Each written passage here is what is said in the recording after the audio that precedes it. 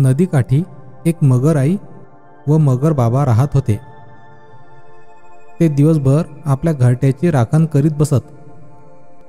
मगरीन आईने 6 अंडी उबविण्यासाठी ठेवली होती। दोघेही त्या अंड्यातून केव्हा आपली पिल्लं बाहेर येतील याची आतुरतेने वाट पाहत होते। त्या अंड्याची मायेने काळजी घेत होते। आपला जीव की प्राण असलेल्या पिल्लांच्या भविष्याची स्वप्न रंगवत होते।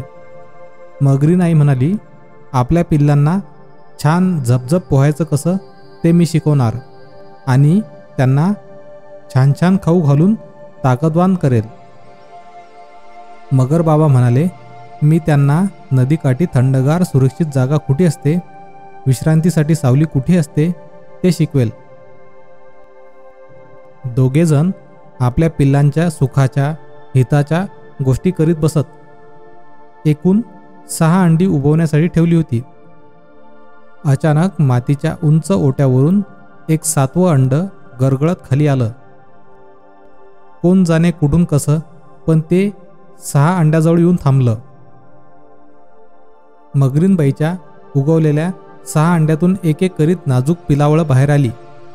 5 पोरं आणि 1 पोरगी। मगर आईबाबांना आपली नाजूक पोरं पाहून खूप आनंद झाला। ते दोघं दिवस रात्र मायेने एकटक त्यांच्याकडे पाहत बसत, काळजी घेत बसत। मगरीनबाईचे लक्ष त्या 7व्या अंड्याकडे गेलं। मग मगर बाबा म्हणाले, हे 7वं अंड आलं कुठून काही कळेना, पण हे जरा वेगळंच दिसते। दोघांनाही त्या अंड्याबद्दल कुतूहल वाटत होतं। एके दिवशी 7वं अंड ही उगलं आणि अंड टिचलं। ते पिल्लू टिचलेल्या अंड्यातून बाहेर कुतूहलाने चोफेर टुकूटुकू बघत होतं।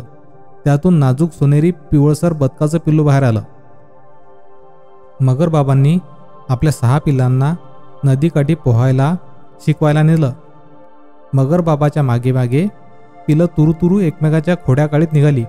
इकडे मगर आईने 7व्या नाजूक सोनेरी बदक पिलाला छोट्या टेकडी पलीकडे त्याच्या आईजवळ नेऊन सोडलं। बदक आईने मगरीचे खूप आभार मानले। बदक आईला आपलं हरवलेलं पिल्लू मिळालं।